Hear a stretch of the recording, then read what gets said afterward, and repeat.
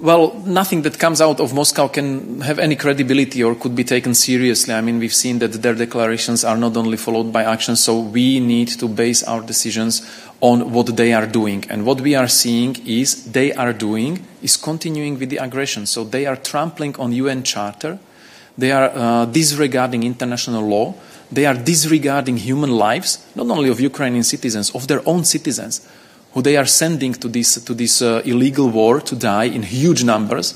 The losses inflicted on the Russian population from this war are huge.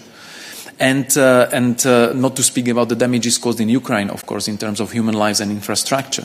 So this is clear violation of the international law that needs to be stopped. So we don't believe anything what the Russian leadership says about a possible peace initiatives, because until now, nothing they said was followed up with credible action. These are insincere declarations that they don't intend to follow up with concrete actions, because Putin is determined to continue with this war at least until he fixes the presidential elections this spring.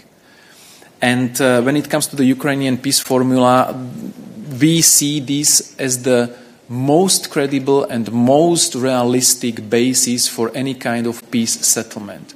Of course, in the end, the war and the conflict will be sealed at the negotiating table, not in the battlefield, because this is how the conflicts are ended, based on some kind of either capitulation or agreement or whatever.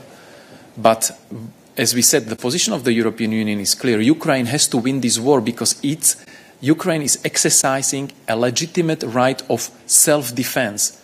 Putin declared that he wants to erase Ukraine and Ukrainian nation from the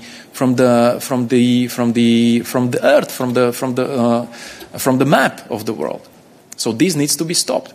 That's why we are supporting this legitimate right of self-defense of Ukraine. Of course, we would very much prefer the peace, but since Ukraine is the victim of illegal aggression, it will be Ukraine which decides about the conditions, the parameters and timelines of any kind of peace efforts, if they would be credible and sincere on the Russian side, which they are not, unfortunately. And this is proven by the continued escalation and targeting of civilian targets in Ukraine.